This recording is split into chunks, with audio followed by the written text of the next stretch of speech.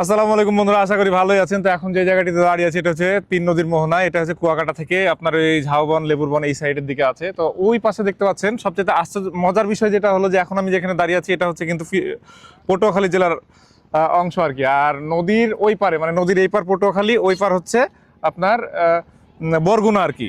তো আমি একটা রিস্ক নিতে যাচ্ছি, আসলে এটা নেওয়া ঠিক হবে কিনা জানি না, তবে আমি চিন্তা ভাবনা করছি রিস্কটা আমি নেব। তার কারণ আমার যে ড্রোনটা আছে, ড্রোনটা আমি নদীর ওই পারে পাঠাবো। এটা নদীটা অনেক বড় নদী আর কি, 2 কিলোমিটারের মনে হয় বেশি হবে। তো আমার ড্রোনে চার্জও খুব বেশি নাই, তারপর আমি চেষ্টা করব, দেখা যাক একটু রিস্ক নিয়ে যে ওই পাশটাতে আমি এটা পাঠাতে পারি কিনা। তো আপনারা সাথেই থাকুন। তো দেখতেই পাচ্ছেন ড্রোন অলরেডি যাওয়া শুরু করেছে, 300 মিটার মতো গিয়েছে, নদীর মধ্যে অলরেডি যাইতেছে। ব্যাটারিতে চার্জ রয়েছে 89%। একটু ডিসপ্লেটা একটু দেখান। বাতাস এখানে অনেক, যার কারণে আপনার অনেকটাই সমস্যা হচ্ছে, দেখতেই পাচ্ছেন যে ব্যাড উইন্ড কন্ডিশনের কারণে।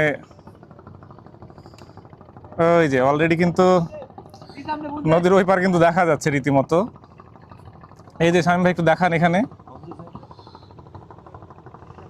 এই যে দেখতেই পাচ্ছেন এখনো 86% আছে। আমি সেফটির কারণে আরেকটু উপর দিয়ে নিয়ে যাই, এটা মোটামুটি 60 মিটার উপর দিয়ে নেব।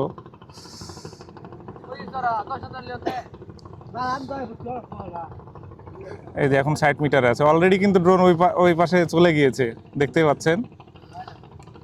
এই যে রীতিমতো ওই পার কিন্তু দেখা যাচ্ছে। এটা এইভাবে ধরেন, এইভাবে ধরেন, হ্যাঁ ক্যামেরাটা এইভাবে ধরেন। এই যে অলরেডি দেখতেই পাচ্ছেন যে এটা অলরেডি ফাতরার যে বন, অলরেডি ফাতরার বনের উপর দিয়ে চলে যাচ্ছে। ওই যে দেখতে পাচ্ছেন যে অলরেডি রীতিমতো আমরা কিন্তু ড্রোন কিন্তু নদীর ওই পাশে পাঠিয়ে দিছি। তো ওই পাশের যে নদীটা, এটা নদীর নাম কি? হ্যাঁ ওই যে ওইটা যেটা দেখা যাচ্ছে পাথরকাটা না, মনে হয় এটা তালতলি নদী তাই বলতেছে, আমিও সঠিক জানি না। তো যাই হোক, আমাদের যেহেতু চার্জ কম আমরা রিস্ক নেব না।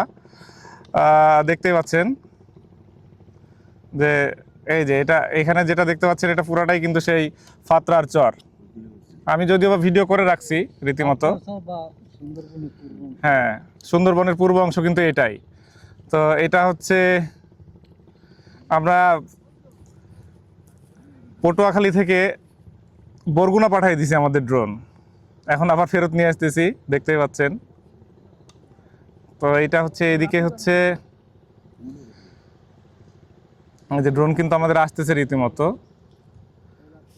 এখানে কিন্তু 60 মিটারের উপরে উঠানো লোকাল লয়ের বাইরে। তো চেষ্টা করবেন সব সময় 60 মিটারের নিচে ড্রোনগুলো ফ্লাই করার। এখন কিন্তু নদীর মধ্যে ড্রোন আবারও ফেরত আসতেছে। তো আমি যেটা ভয় পাচ্ছিলাম চার্জ ব্যাকআপ কম, যার কারণে। তো এখন আমি যেটা দেখতে পাচ্ছি যে এই ড্রোন আরও কয়েকবার পাঠাইতে পারবো আমি। অলরেডি এখনও 75% চার্জ রয়েছে আমার, প্রায় 18 মিনিট 19 মিনিট মতো এখনও ব্যাকআপ দিবে। এই যে দেখতেই পাচ্ছেন যে চলে আসতেছে।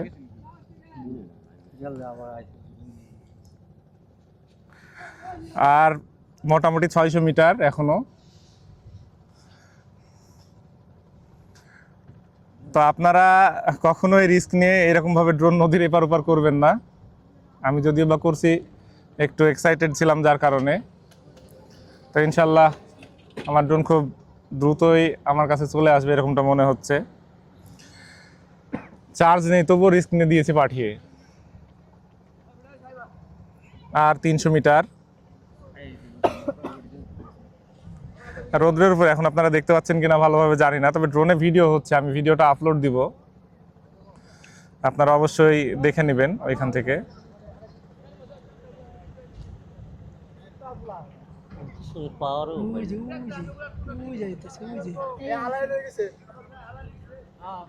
এই যে আমাদের ড্রোন চলে আসছে রীতিমতো।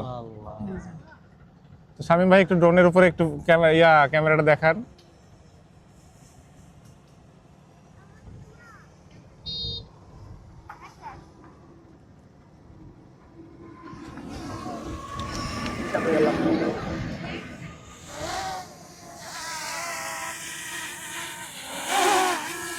তো তো দেখতেই পাচ্ছেন ড্রোন কিন্তু আমার ওই বরগুনা থেকে এখন আবার পটুয়াখালী চলে আসছে। তো ড্রোনে এখনো মোটামুটি 69% চার্জ আছে। তো আমি যে জিনিসটা নিয়ে ভয় পাচ্ছিলাম, তো মিছিমিছি ভয় পাচ্ছিলাম আর কি বলা যায়, আমি কিন্তু অলরেডি সেই ফাতরাচর থেকে কিন্তু অলরেডি ভিডিও করে নিয়ে ড্রোন নিয়ে চলে আসছি। তো ভিডিওটি কেমন লাগলো অবশ্যই জানাবেন। যদি ভিডিওটি ভালো লাগে তো অবশ্যই আপনারা লাইক, কমেন্ট এবং শেয়ার করে দিবেন। তো ভালো থাকবেন সবাই, ধন্যবাদ, আসসালামু আলাইকুম। আর দেখতে থাকুন কিভাবে ড্রোনটি ল্যান্ডিং হয়।